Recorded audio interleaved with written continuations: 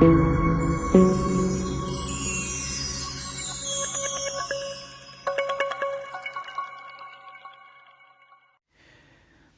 सत्कारयोग सतगुरां दी साजी निवाजी गुरु रूप प्यारी साध संगत जी। अकाल पुरख के प्रति सचेत होने वास्ते, सतगुरां दे हुक्म नूं मनण वास्ते, परमेश्वर दे चरनां विच निता प्रति कर्म अनुसार पहुँचते हाँ।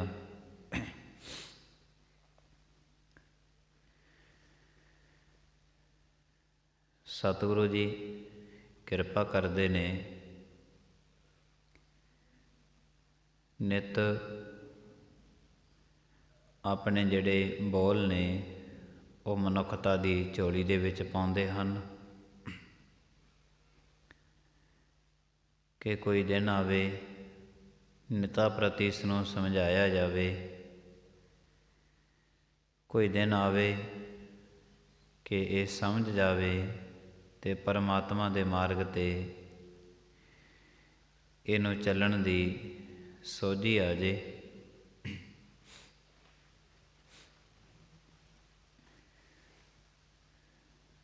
मनुख ने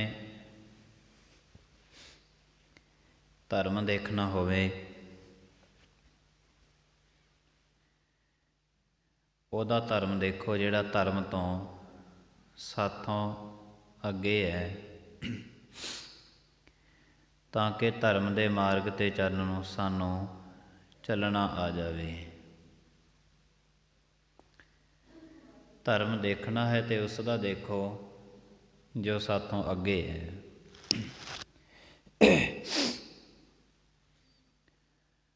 धन देखना होवे ते ओदा देखो जिहड़ा साथों धन तो पिछे है। जिहड़े साथों धन तो पिछे ने उन्हां नूं देख के की आवेगा, सानू सबर आवेगा, संतोख आवेगा। मनुख इस दे उल्ट चलदा है। जद भी ये धर्म नूं देखदा है ते पिछां वल नज़र मारदा है, जद ये धन नूं देखदा है ते जिहड़े धन तो इस तो अगे ने ये उन्हां वल देखदा है, उन्हां दे मगर चलण दे यतन करदा है। जद असीं अगाहां वाले दा धन देखदे हां, उहदे नाल साथों रलिया नहीं जांदा।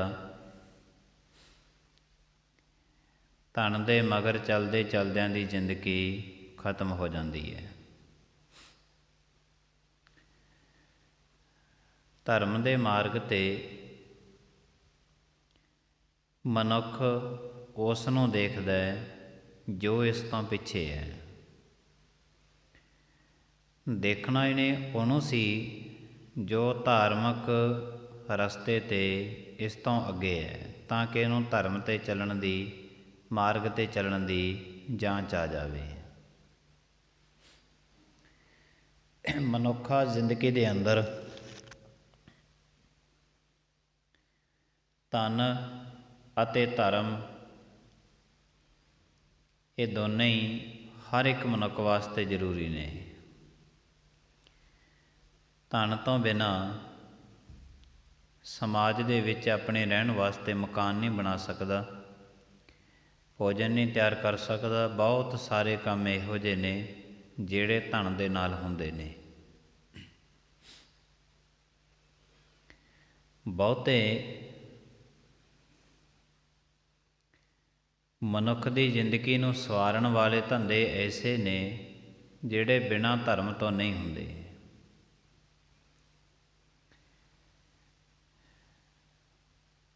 बिना धर्म तो मनुख की जिंदगी है जिहड़ी ये अधूरी रहिंदी है। भावें इस दे कोल धन बहुता होवे, जमीन जायदाद घर बार बड़े उच्चे होण, ਬੜਾ ਕੁਛ ਹੋਵੇ, ਅਗਰਵਾਈਜ਼ ਜਿਸ ਦੇ ਕੋਲ ਧਰਮ ਨਹੀਂ ਹੈ ਤਾਂ ਮਨੁੱਖ ਇਹਨਾਂ ਸਾਰੀਆਂ ਵਸਤੂਆਂ ਤੋਂ ਕਦੇ ਸੰਤੁਸ਼ਟ ਨਹੀਂ ਹੋਵੇਗਾ। ਰਵਿਦਾਸ ਜੀ ਮਹਾਰਾਜ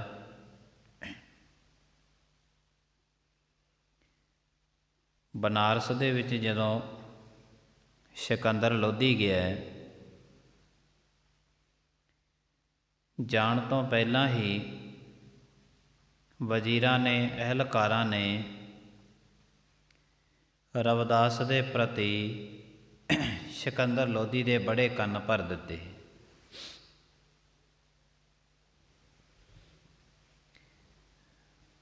ਜਾਣ ਸਾਰੀ ਸੁਲਤਾਨ ਸਿਕੰਦਰ ਲੋਧੀ ਨੇ ਹੁਕਮ ਕੀਤਾ, ਕਹਿੰਦੇ ਰਵਿਦਾਸ ਨੂੰ ਪਕੜ ਕੇ ਲੈ ਕੇ ਆਇਆ ਜਾਵੇ ਤਾਂ ਕਿ ਉਸ ਨੂੰ ਕੁਝ ਸਜ਼ਾਵਾਂ ਦਿੱਤੀਆਂ ਜਾਣ।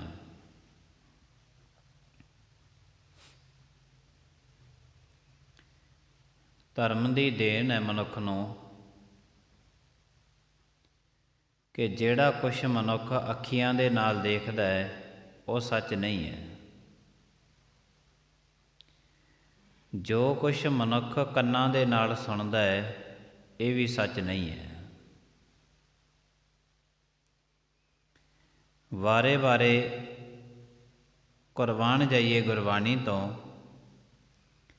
ਜਿਸ ਨੇ ਹਰ ਇੱਕ ਮਨੁੱਖ ਨੂੰ ਪੈਰ ਪੈਰ 'ਤੇ ਸੁਚੇਤ ਕੀਤਾ ਹੈ। ਤੂੰ ਅੱਖਾਂ ਦੇ ਨਾਲ ਦੇਖਿਆ ਸੱਚ ਮੰਨਦਾ ਹੈ, ਕੰਨਾਂ ਦੇ ਨਾਲ ਸੁਣਿਆ ਸੱਚ ਮੰਨਦਾ ਹੈ। ਭਗਤ ਕਬੀਰ ਜੀ ਕਹਿੰਦੇ ਇਹ ਤੇਰੀਆਂ ਅੱਖੀਆਂ ਵੀ ਸੱਚ ਨਹੀਂ ਹੈ, ਇਹ ਤੇਰੇ ਕੰਨ ਵੀ ਸੱਚ ਨਹੀਂ ਹੈ। ਹੋਰ ਤੇ ਹੋਰ ਇਹ ਤੇਰਾ ਜੀਵਨ ਵੀ ਸੱਚ ਨਹੀਂ ਹੈ। ਤਾਂ ਕਿ ਮਨੁੱਖ ਕਿਸੇ ਵੀ ਪ੍ਰਕਾਰ ਦੀ ਦੁਵਿਧਾ ਦੇ ਵਿੱਚ ਨਾ ਰਹੇ।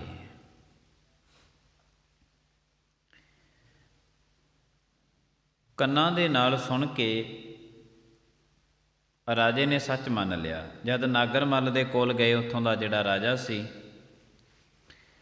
ਨਾਗਰ ਮੱਲ ਨੂੰ ਹੁਕਮ ਕੀਤਾ, ਕਹਿੰਦੇ ਇਹਨਾਂ ਨੂੰ ਪਕੜ ਕੇ ਲਿਆਂਦਾ ਜਾਵੇ। ਰਵਿਦਾਸ ਜੀਆਂ ਨੂੰ ਪਕੜ ਕੇ ਲੈ ਕੇ ਗਏ।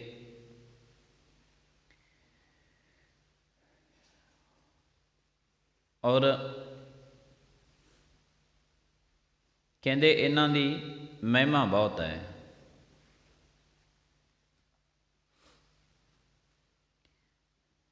ਬਹੁਤ ਸਾਰੀਆਂ ਜ਼ਿੰਦਗੀਆਂ ਆਪਣੇ ਦੁੱਖਾਂ ਤੋਂ ਦੁਖੀ ਨਹੀਂ ਹੈ।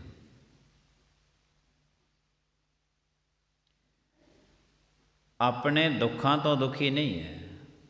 ਪਰ ਗਜਬ ਦੀ ਗੱਲ ਹੈ ਕਿ ਬਹੁਤ ਸਾਰੀਆਂ ਵੱਡੀ ਤਾਦਾਦ ਦੇ ਵਿੱਚ ਐਸੀਆਂ ਜ਼ਿੰਦਗੀਆਂ ਨੇ ਜਿਹੜੀਆਂ ਕਿਸੇ ਨੂੰ ਸੁਖੀ ਦੇਖ ਕੇ ਦੁਖੀ ਹੁੰਦੀਆਂ ਨੇ।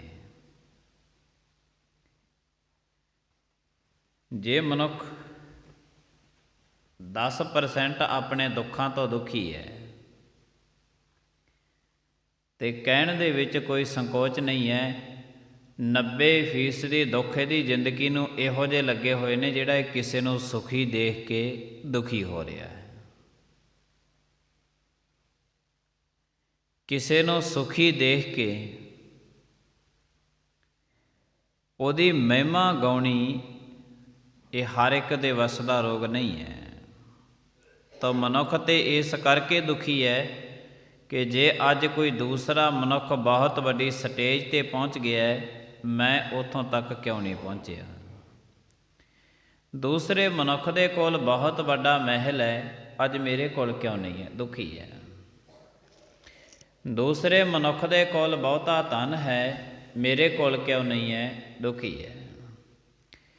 ਦੂਸਰੇ ਦੇ ਘਰ ਦੇ ਵਿੱਚ ਔਲਾਦ ਹੈ, ਬੱਚੇ ਖੇਡਦੇ ਨੇ, ਮੇਰੀ ਔਲਾਦ, ਮੇਰੇ ਬੱਚੇ ਘਰ ਵਿੱਚ ਕਿਉਂ ਨਹੀਂ ਖੇਡ ਰਹੇ, ਦੁਖੀ ਹੈ।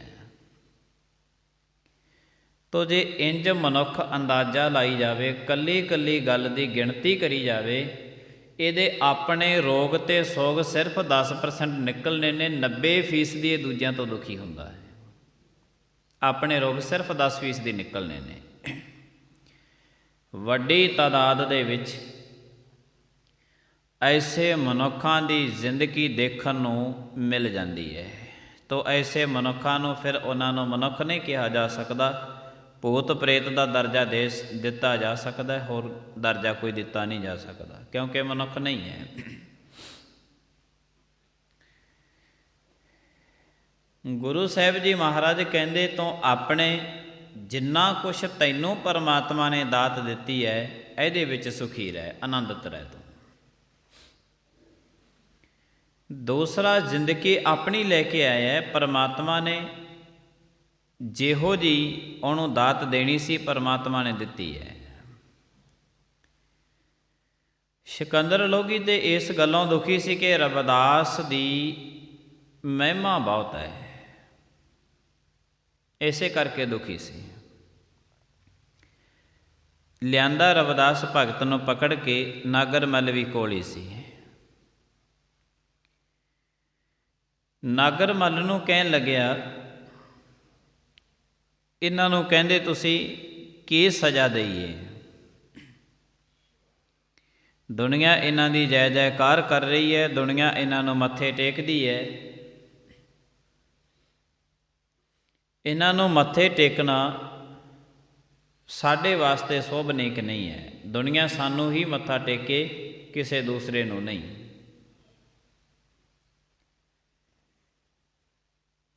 ਨਾਗਰ ਮੱਲ ਨੂੰ ਕਹਿਣ ਲੱਗੇ, ਨਾਗਰ ਮੱਲ ਕਹਿੰਦਾ ਜੀ ਸਾਡੇ ਤੇ ਰਾਜ ਦੇ ਵਿੱਚ ਸਭ ਤੋਂ ਵੱਡੀ ਸਜ਼ਾ ਹੈ ਇੱਕ ਭੋਰਾ ਹੈ, ਉਸ ਭੋਰੇ ਦੇ 7 ਦਰਵਾਜ਼ੇ ਲੱਗੇ ਹੋਏ ਨੇ, ਤੇ ਜਦੋਂ ਅਸੀਂ ਸਭ ਤੋਂ ਵੱਡੀ ਕਿਸੇ ਨੂੰ ਸਜ਼ਾ ਦੇਣੀ ਹੁੰਦੀ ਹੈ ਨਾ, ਉਦੋਂ ਅਸੀਂ ਉਹ ਭੋਰੇ ਦੇ ਵਿੱਚ ਬੰਦੇ ਨੂੰ ਕੈਦ ਕਰਕੇ ਰੱਖ ਕੇ 7 ਦਰਵਾਜ਼ਿਆਂ ਨੂੰ 7 ਜਿੰਦਰੇ ਲਾ ਦਿੰਦੇ ਹਾਂ। ਆਪੇ ਅੰਦਰ ਬੈਠਾ ਮਨੁੱਖ ਭੁੱਖਾ ਪਿਆਸਾ ਸੜ ਕੇ ਖਤਮ ਹੋ ਜਾਂਦਾ ਹੈ। ਰਵਿਦਾਸ ਦੀ ਕਹਿਣੀ ਕਥਨੀ ਬਾਰੇ ਨਾਗਰ ਮੱਲ ਨੂੰ ਚੰਗੀ ਤਰ੍ਹਾਂ ਪਤਾ ਸੀ ਕਿ ਪੂਰਨ ਸੰਤ ਨੇ। ਸਿਕੰਦਰ ਕਹਿਣ ਲੱਗਿਆ ਚਲੋ ਠੀਕ ਹੈ, ਉਹੀ ਸਜ਼ਾ ਇਹਨੂੰ ਰਵਿਦਾਸ ਨੂੰ ਦਿੱਤੀ ਜਾਵੇ। ਜਿਹੜੇ ਦਰਬਾਰਚੀ ਸੀ ਉਹਨਾਂ ਨੂੰ ਕਿਹਾ, ਕਹਿੰਦੇ ਜਾਓ ਇਹਨੂੰ ਤੁਸੀਂ ਭੋਰੇ ਦੇ ਵਿੱਚ ਬਿਠਾ ਕੇ 7 ਜਿੰਦਰੇ ਲਾਇਓ। ਠੀਕ ਹੈ ਕਹਿੰਦੇ।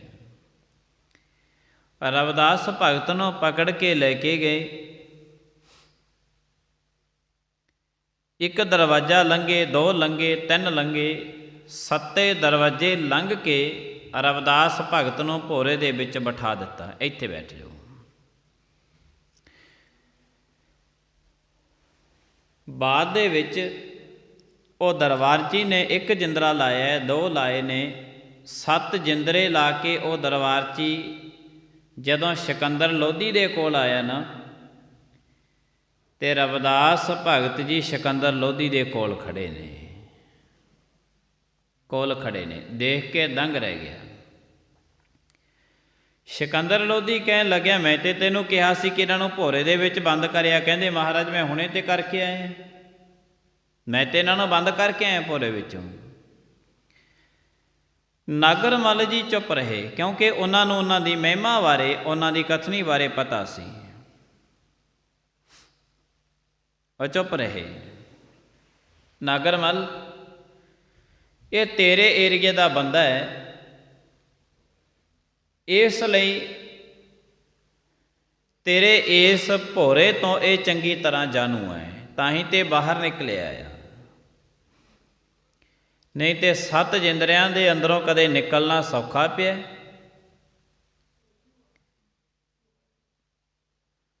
ਨਾਗਰ ਮੱਲ ਨੂੰ ਪਤਾ ਸੀ, ਅਕਸਰ ਫਿਰ ਵੀ ਉਹ ਚੁੱਪ ਰਹੇ। ਸਿਕੰਦਰ ਲੋਧੀ ਕਹਿਣ ਲੱਗਿਆ ਚਲੋ ਹੁਣ ਮੈਂ ਇਹਨਾਂ ਨੂੰ ਖੁਦ ਆਪਣੇ ਹੱਥੀਂ ਉਸ ਭੋਰੇ ਦੇ ਵਿੱਚ ਕੈਦ ਕਰਕੇ ਆਉਂਦਾ,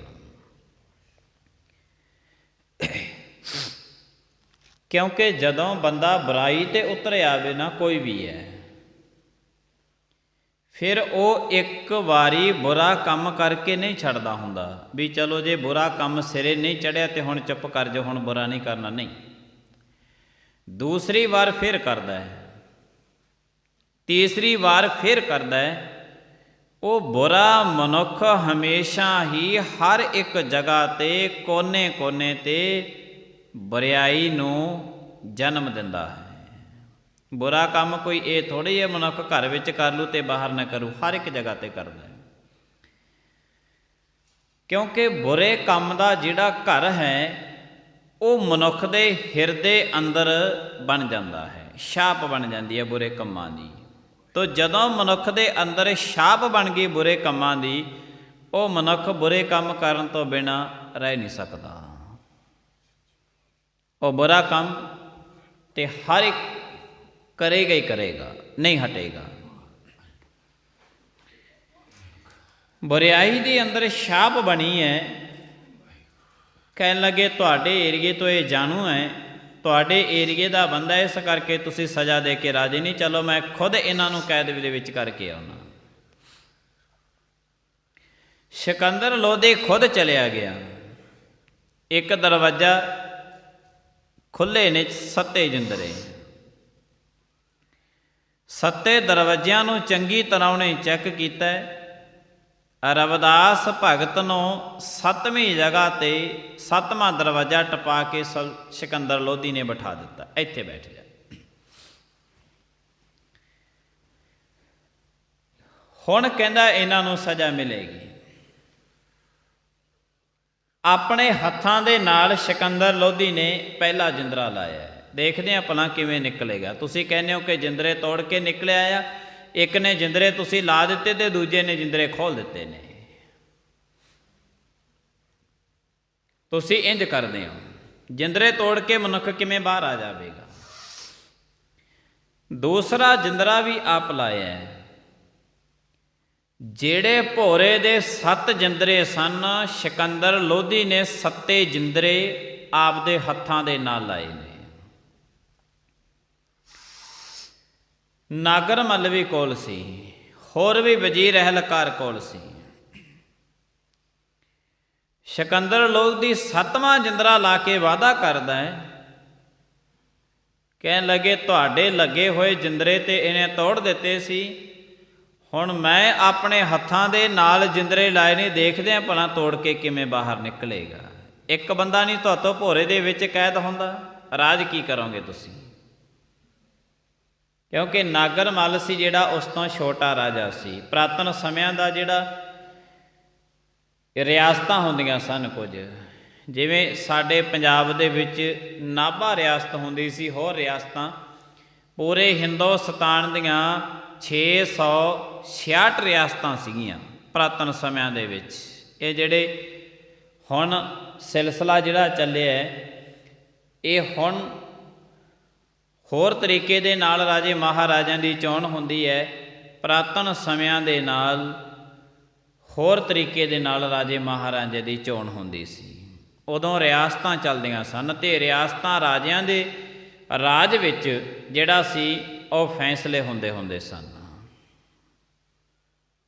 ਅਜੋਕੇ ਸਮੇਂ ਵਰਗਾ ਸਮਾਂ ਨਹੀਂ ਹੁੰਦਾ ਸੀ। ਹੁਣ ਤੇ ਮਨੁੱਖ 5 ਸਾਲ ਲਗਾਤਾਰ ਕੰਮ ਧੰਦੇ ਕਰਦਾ ਰਹਿੰਦਾ ਲੋਕਾਂ ਦੇ, ਅਤੇ 5 ਸਾਲਾਂ ਬਾਅਦ ਇਹਨਾਂ ਨਖੱਟੀਆਂ ਨੂੰ ਆ ਕੇ ਫਿਰ ਲੋਕਾਂ ਦੇ ਮੂਹਰੇ ਹੱਥ ਬੰਨ੍ਹਣੇ ਪੈਂਦੇ ਨੇ ਵੀ ਸਾਡੀ ਮਦਦ ਕਰੋ। ਵੀ ਜੇ ਤੁਸੀਂ 5 ਸਾਲਾਂ 'ਚ ਕੋਈ ਚੰਗੇ ਕੰਮ ਕੀਤੇ ਹੋਣ ਤੇ ਤੁਹਾਨੂੰ ਲੋਕ ਆਪੇ ਹੀ ਵੱਡਾ ਕੋਈ ਅਫਸਰ ਬਣਾ ਦੇਣਗੇ, ਤੁਹਾਨੂੰ ਮੰਗਣ ਦੀ ਕੀ ਲੋੜ ਪੈਂਦੀ ਹੈ।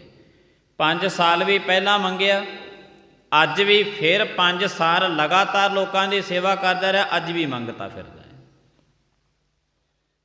ਜੇ ਕਿਸੇ ਨੇ ਚੰਗੇ ਕਰਮ ਕੀਤੇ ਹੋਣ ਉਹਨੂੰ ਦੁਬਾਰੇ ਹੱਥ ਬੰਨ੍ਹ ਕੇ ਮੰਗਣ ਦੀ ਲੋੜ ਨਹੀਂ ਪੈਂਦੀ। ਪੁਰਾਤਨ ਸਮਿਆਂ ਦਾ 666 ਰਿਆਸਤਾਂ ਹਿੰਦੁਸਤਾਨ ਦੀਆਂ ਹੁੰਦੀਆਂ ਸਨ। ਰਾਜੇ ਮਹਾਰਾਜਿਆਂ ਦੀ ਚੋਣ ਹੋਣੀ, ਸਹੀ ਫੈਸਲੇ ਹੋਣੇ। ਖੈਰ ਉਹ ਜਿਹੜਾ ਨਾਗਰ ਮੱਲ ਸੀ ਰਾਜਾ, ਛੋਟਾ ਸੀ ਸਿਕੰਦਰ ਤੋਂ, ਕਹਿਣ ਲੱਗਿਆ ਮੈਂ ਹੁਣ ਆਪਣੇ ਹੱਥੀਂ ਜਿੰਦੇ ਲਾਏ ਨੇ, ਦੇਖਦੇ ਹਾਂ ਭਲਾ ਕਿਵੇਂ ਬਾਹਰ ਆਵੇਗਾ। ਵਜ਼ੀਰ ਅਹਿਲਕਾਰਾਂ ਦੇ ਨਾਲ ਸਿਕੰਦਰ ਲੋਧੀ ਜਦੋਂ ਭੋਰੇ ਦੇ ਵਿੱਚੋਂ ਚੱਲ ਕੇ ਸਿੰਘਾਸਣ 'ਤੇ ਆ ਕੇ ਬੈਠਾ ਰਵਿਦਾਸ ਭਗਤ ਜੀਆਂ ਨੇ ਸਿਕੰਦਰ ਲੋਧੀ ਦੇ ਮੋਢੇ 'ਤੇ ਹੱਥ ਰੱਖ ਲਿਆ। ਕਹਿੰਦੇ ਕਿ ਤੁਹਾਨੂੰ ਕੋਈ ਤਕਲੀਫ ਤੇ ਨਹੀਂ ਹੋਈ ਜਿੰਦਰਾ ਲਾਉਂਦਿਆਂ ਨੂੰ? ਫਿਰ ਮਗਰ ਖੜੇ ਨੇ। ਸਿਕੰਦਰ ਲੋਧੀ ਇੱਕਦਮ ਪੁੱਛਣ ਲੱਗਿਆ, ਕਹਿੰਦੇ ਇਹ ਕੌਣ ਹੈ ਪੁੱਛਣ ਵਾਲਾ? ਜਦ ਸਾਹਮਣੇ ਹੋਏ ਤੇ ਸਾਹਮਣੇ ਫਿਰ ਰਵਿਦਾਸ ਭਗਤ ਜੀ ਖੜੇ ਨੇ, ਫਿਰ ਖੜੇ ਨੇ। ਹੈਰਾਨ ਰਹਿ ਗਿਆ ਸਿਕੰਦਰ ਦੇਖ ਕੇ, ਕਹਿਣ ਲੱਗਿਆ ਮੈਂ ਹੁਣ ਤੇ ਤੁਹਾਨੂੰ 7 ਜਿੰਦਰਿਆਂ ਦੇ ਵਿੱਚ ਕੈਦ ਕਰਕੇ ਰੱਖ ਕੇ ਆਇਆ। ਨਾਗਰ ਮੱਲ ਕਹਿਣ ਲੱਗਿਆ ਸਿਕੰਦਰ ਹਜੇ ਵੀ ਤੇਰੇ ਕੋਲ ਸਮਾਂ ਹੈ, ਜੇ ਸਮਝਣਾ ਤਾਂ ਸਮਝ ਜਾ। ਜੇ ਇਹਨੇ ਬਚਨ ਕਰ ਦਿੱਤਾ ਨਾ ਕੋਈ, ਫਿਰ ਕੋੜੀ ਹੋ ਕੇ ਤੇਰੀ ਜਾਨ ਵੀ ਛੇਤੀ ਨਿਕਲਣੀ ਨਹੀਂ। ਇਹ ਬਚਨ ਤੂੰ ਯਾਦ ਰੱਖੀ। ਮੇਰੇ ਏਰੀਏ ਦੇ ਸੰਤ ਨੇ, ਮੈਂ ਇਹਨਾਂ ਨੂੰ ਚੰਗੀ ਤਰ੍ਹਾਂ ਜਾਣਦਾ। ਜਿੰਦਰੇ ਮੈਂ ਵੀ ਕੈਦ ਕਰ ਸਕਦਾ ਸੀ ਇਹਨਾਂ ਨੂੰ ਅੰਦਰ, ਪਰ ਨਹੀਂ ਕੀਤੇ। ਤੂੰ ਇਹਨਾਂ ਦੀ ਮਹਿਮਾ ਬਾਰੇ ਕੀ ਜਾਣਦਾ? ਮੈਂ ਇਹਨਾਂ ਨੂੰ ਚੰਗੀ ਤਰ੍ਹਾਂ ਜਾਣਦਾ। ਇਹਨਾਂ ਦੇ ਚਰਨਾਂ ਦੇ ਵਿੱਚ ਡਿੱਗ ਪਾ, ਤੇਰਾ ਭਲਾ ਹੋ ਜੂ, ਵਰਨਾ ਕਿਤੇ ਕੋਈ ਬਚਨ ਨਾ ਕਰ ਦੇਣ। ਤੇ ਇਹਨਾਂ ਦਾ ਕੀਤਾ ਹੋਇਆ ਬਚਨ ਪਰਮਾਤਮਾ ਨੇ ਖੁਦ ਵੀ ਨਹੀਂ ਟਾਲ ਸਕਦਾ। ਇਹ ਪਰਮਾਤਮਾ ਦੇ ਐਡੇ ਵੱਡੇ ਭਗਤ ਨੇ, ਕਿਉਂਕਿ ਗੁਰੂ ਸਾਹਿਬ ਜੀ ਮਹਾਰਾਜ ਨੇ ਗੁਰਬਾਣੀ ਵਿੱਚ ਦਰਜ ਕੀਤਾ ਹੈ, ਮੇਰੀ ਬਾਂਦੀ ਭਗਤ ਛਡਾਵੈ, ਬਾਂਧੈ ਭਗਤ ਨਾ ਛੁਟੈ ਮੋਹੇ, ਏਕ ਸਮੈ ਮੋਕੋ ਗਹਿ ਬਾਂਧੈ ਤੋ ਫੁਨ ਮੋਪੈ, ਜਵਾਬ ਨਾ ਹੋਏ। ਪਰਮਾਤਮਾ ਖੁਦ ਕਹਿੰਦੇ ਹਨ, ਕਹਿੰਦੇ ਜੇ ਕਿਸੇ ਜੀਵ ਨੂੰ ਅਸੀਂ ਬੰਧਨਾਂ ਦੇ ਵਿੱਚ ਬੰਨ੍ਹ ਦਈਏ, ਮੇਰੀ ਬਾਂਦੀ ਭਗਤ ਛਡਾਵੈ, ਜਿਹੜੇ ਮੇਰੇ ਪਿਆਰੇ ਨੇ ਉਹ ਮੇਰੇ ਬੱਝੇ ਹੋਏ ਮਨੁੱਖ ਨੂੰ ਇਹ ਛਡਾ ਲੈਂਦੇ ਨੇ। ਮੇਰੀ ਬਾਂਦੀ ਭਗਤ ਛਡਾਵੈ, ਜਿਹੜੇ ਸਾਡੇ ਬੱਝੇ ਹੋਏ ਨੇ ਉਹਨਾਂ ਨੂੰ ਭਗਤ ਛਡਾ ਲੈਂਦੇ ਨੇ। ਪਰ ਚੇਤੇ ਰੱਖਿਓ, ਜੇ ਭਗਤਾਂ ਨੇ ਬੰਨ੍ਹ ਦਿੱਤਾ, ਪਰਮਾਤਮਾ ਕਹਿੰਦੇ ਮੈਂ ਤੈਨੂੰ ਛਡਾ ਨਹੀਂ ਸਕਦਾ, ਚੇਤੇ ਰੱਖੀ। ਮੇਰੀ ਬਾਂਦੀ ਭਗਤ ਛਡਾਵੈ, ਬਾਂਧੈ ਭਗਤ ਨਾ ਛੁਟੈ ਮੋਹੇ, ਮੈਥੋਂ ਜਿਹੜੀ ਭਗਤਾਂ ਨੇ ਬੰਨ੍ਹ ਦਿੱਤੀ ਮੈਥੋਂ ਉਹ ਛਡਾਈ ਨਹੀਂ ਜਾਣੀ। ਏਕ ਸਮੈ ਮੋਕੋ ਗਹਿ ਬਾਂਧੈ ਤਉ ਫੁਨ ਮੋਪੈ, ਜਵਾਬ ਨਾ ਹੋਏ। ਅਣਾ ਹੋ ਅਣਾ ਤੂੰ ਨਹਿ ਛੁਟ ਹੈ, ਨਿਕਟ ਨਾ ਜਾਈਹੁ ਦੂਤ। ਐ ਦੂਤੋ, ਜਿੱਥੇ ਰੱਬ ਦੇ ਪਿਆਰੇ ਬੈਠ ਕੇ ਕਥਾ ਕੀਰਤਨ ਕਰਦੇ ਹੋਵਨ, ਸਤ ਸੰਗਤ ਹੁੰਦੀ ਹੋਵੇ, ਰੱਬ ਦਾ ਗਾਇਨ ਹੁੰਦਾ ਹੋਵੇ, ਉੱਥੇ ਜਾ ਕੇ ਤੁਸੀਂ ਕਦੇ ਆਪਣਾ ਛਿੱਕਾ ਚਲਾਉਣ ਦੇ ਯਤਨ ਨਾ ਕਰਿਓ। ਅਣਾ ਹਾਂ ਅਣਾ ਤੂੰ ਅਣਹਿ ਛੁਟ ਹੈ, ਨਿਕਟ ਨਾ ਜਾਈਓ ਦੂਤ। ਐ ਦੂਤੋ, ਜੇ ਤੁਸੀਂ ਕਦੇ ਉਹਨਾਂ ਦੇ ਕੋਲ ਚਲੇ ਗਏ, ਉਹਨਾਂ ਨੇ ਤੁਹਾਨੂੰ ਫੜ ਕੇ ਬੰਨ੍ਹ ਲੈਣਾ, ਨਾ ਤੁਹਾਨੂੰ ਮੈਂ ਛੁਡਾਇਆ ਛੁੱਟਣਾ, ਨਾ ਉਹਨਾਂ ਨੇ ਤੁਹਾਨੂੰ ਛੱਡਣਾ ਹੈ। ਨਾ ਹੋ ਨਾ ਤੂੰ ਨਹਿ ਛੁੱਟ ਹੈ, ਨਿਕਟ ਨਾ ਜਾਈਓ ਦੂਤ। ਦੂਤਾਂ ਨੂੰ ਵੀ ਕਹਿ ਦਿੱਤਾ ਕਿ ਜਿੱਥੇ ਰੱਬ ਦੇ ਪਿਆਰੇ ਬੈਠ ਕੇ ਸਿਮਰਨ ਬੰਦਗੀ ਕਰਦੇ ਹੋਣ, ਸਤ ਸੰਗਤ ਹੋ ਰਹੀ ਹੋਵੇ, ਉੱਥੇ ਤੁਸੀਂ ਕਦੇ ਵੀ ਉਹਨਾਂ ਦੇ ਨਿਕਟ, ਉਹਨਾਂ ਦੇ ਨੇੜੇ ਨਾ ਜਾਇਓ, ਵਰਨਾ ਤੁਹਾਨੂੰ ਉਹਨਾਂ ਨੇ ਬੰਨ੍ਹ ਲੈਣਾ, ਬਾਅਦ ਦੇ ਵਿੱਚ ਸਾਥੋਂ ਤੁਸੀਂ ਛਡਾਏ ਨਹੀਂ ਜਾਣੇ, ਬਾਅਦ ਦੇ ਵਿੱਚ ਛਡਾਏ ਨਹੀਂ ਜਾਣੇ। ਤੋ ਰੱਬ ਨੇ, ਪਰਮਾਤਮਾ ਨੇ ਖੁਦ ਨੇ, ਅਕਾਲ ਪੁਰਖ ਨੇ ਕਹਿ ਦਿੱਤਾ ਹੈ ਕਿ ਜਿਨ੍ਹਾਂ ਨੂੰ ਕਰਮਾਂ ਕਰਕੇ ਵੱਜੇ ਹੋਏ ਜੀਵ ਨੇ ਉਹਨਾਂ ਨੂੰ ਭਗਤ ਛਡਾ ਦਿੰਦੇ ਨੇ। ਜਿਹੜੇ ਭਗਤਾਂ ਨੇ ਬੰਨ੍ਹ ਦਿੱਤੇ ਉਹ ਕਿਸੇ ਤੋਂ ਨਹੀਂ ਛਡਾਏ ਜਾਂਦੇ। ਐ ਸਿਕੰਦਰ, ਤੂੰ ਇਹਨਾਂ ਦੇ ਚਰਨੀ ਢਹਿ ਪਾ, ਇਹਨਾਂ ਦੀ ਮਹਿਮਾ ਸਾਧੂ ਸੰਗ ਕੇ ਸੁਨਹੁ ਮੇਰੇ ਮੀਤਾ। ਜਿਹੜੇ ਅਵਤਾਰੀ ਪੁਰਖ ਸਮਾਜ ਦੇ ਵਿੱਚ ਆਏ ਨੇ, ਉਹਨਾਂ ਦੀ ਮਹਿਮਾ ਗਣੀ ਨਹੀਂ ਜਾ ਸਕਦੀ। ਮਨੁੱਖ ਦੀ ਜ਼ਬਾਨ ਬਹੁਤ ਛੋਟੀ ਰਹਿ ਜਾਂਦੀ ਹੈ ਉਹਨਾਂ ਦੀ ਮਹਿਮਾ ਵਾਸਤੇ। ਸੋ ਰਵਿਦਾਸ ਭਗਤ ਜੀ ਭਗਤਾਂ ਦੀ ਸ਼੍ਰੇਣੀ ਦੇ ਵਿੱਚੋਂ ਸ੍ਰੇਸ਼ਟ ਜੀਵਨ, ਵਡੇਰੀ ਉਮਰ ਦੇ ਰਵਿਦਾਸ ਭਗਤ ਜੀ ਹੋਏ ਨੇ। ਤੋ ਆਉਣ ਵਾਲੇ ਕੁਝ ਦਿਨਾਂ ਵਿੱਚ ਜਿੰਨੇ ਗੁਰੂ ਗ੍ਰੰਥ ਸਾਹਿਬ ਜੀ ਮਹਾਰਾਜ ਜੀਆਂ ਦੇ ਵਿੱਚ ਸ਼ਬਦ ਨੇ ਰਵਿਦਾਸ ਭਗਤ ਜੀਆਂ ਦੇ, ਜਾਂ ਉਹਨਾਂ ਦਾ ਜੋ ਵੀ ਗੁਰ ਇਤਿਹਾਸ ਹੈ, ਇਹ ਆਪਾਂ ਸਰਵਣ ਕਰਾਂਗੇ। ਕਿਉਂਕਿ ਰਵਿਦਾਸ ਭਗਤ ਜੀਆਂ ਦੇ ਇਹਨਾਂ ਦਿਨਾਂ ਦੇ ਵਿੱਚ ਗੁਰੂ ਸਾਹਿਬ ਜੀ ਮਹਾਰਾਜ ਦੀ ਕਿਰਪਾ ਦੇ ਨਾਲ ਹਰ ਇੱਕ ਮਨੁੱਖ ਕੋਈ ਉਹਨਾਂ ਦਾ ਅਵਤਾਰ ਦਿਹਾੜਾ ਮਨਾ ਰਿਹਾ ਹੈ, ਕੋਈ ਉਹਨਾਂ ਦੇ ਵਰਸ਼ੀ ਦੇ ਸੰਬੰਧ ਦੇ ਵਿੱਚ ਜਿਵੇਂ ਜਿਵੇਂ ਕੋਈ ਉਹਨਾਂ ਨੂੰ ਯਾਦ ਕਰਦਾ ਹੈ, ਤਾਂ ਸਾਰੇ ਆਪੋ ਆਪਣੇ ਤੁੱਛ ਬੁੱਧੀ ਦੇ ਨਾਲ ਉਹਨਾਂ ਨੂੰ ਯਾਦ ਕਰਦੇ ਨੇ। ਕਿਉਂਕਿ ਉਹਨਾਂ ਦਾ ਬਹੁਤ ਸਾਰੇ ਸ਼ਲੋਕ ਗੁਰੂ ਗ੍ਰੰਥ ਸਾਹਿਬ ਜੀ ਮਹਾਰਾਜ ਜੀਆਂ ਦੇ ਵਿੱਚ ਆਏ ਨੇ, ਸਮੇਂ ਨੇ ਇਹਨਾਂ ਭਗਤਾਂ ਦੇ ਵਿੱਚ ਵੰਡੀਆਂ ਪਾ ਦਿੱਤੀਆਂ, ਹਰ ਇੱਕ ਜਗ੍ਹਾ 'ਤੇ ਵੰਡੀਆਂ ਲੋਕਾਂ ਨੇ ਪਾਈਆਂ ਹੋਈਆਂ ਨੇ। ਪਰ ਗੁਰੂ ਸਾਹਿਬ ਜੀ ਮਹਾਰਾਜ ਜੀਆਂ ਦੇ ਵਿੱਚ ਜਿਹੜੇ ਭਗਤ ਦਾ ਇੱਕ ਵੀ ਸ਼ਲੋਕ ਆਇਆ, ਉਹ ਕੇਵਲ ਤੇ ਕੇਵਲ ਪਰਮਾਤਮਾ ਦਾ ਹੀ ਰੂਪ ਹੈ, ਹੋਰ ਕੋਈ ਨਹੀਂ ਹੈ। ਤੋਂ ਬਹੁਤ ਸਾਰੇ ਜਿਹੜਾ ਹੈ ਅਸੀਂ ਇਹਨਾਂ ਦਿਨਾਂ ਦੇ ਵਿੱਚ ਉਹਨਾਂ ਦੇ ਜੀਵਨ 'ਤੇ ਤੁੱਛ ਬੁੱਧੀ ਦੇ ਨਾਲ ਆਪਾਂ ਸਾਰੇ ਉਹਨਾਂ ਦੀਆਂ ਗਾਥਾਵਾਂ ਸਰਵਣ ਕਰਾਂਗੇ। ਗੁਰੂ ਸਾਹਿਬ ਜੀ ਮਹਾਰਾਜ ਕਿਰਪਾ ਕਰਨ। ਇੱਥੇ ਸਮਾਪਤੀ ਦਾ ਸਮਾਂ। ਭੁੱਲਾਂ ਚੁੱਕਾਂ ਦੀ ਖਿਮਾ। ਆਈਆਂ ਹੋਈਆਂ ਸੰਗਤਾਂ ਦਾ ਬਹੁਤ ਧੰਨਵਾਦ। ਪ੍ਰੇਮ ਦੇ ਨਾਲ ਸਾਰੀ ਸੰਗਤ ਬੁਲਾਇਓ ਫਤਿਹ। ਵਾਹਿਗੁਰੂ ਜੀ ਕਾ ਖਾਲਸਾ, ਵਾਹਿਗੁਰੂ ਜੀ ਕੀ ਫਤਿਹ।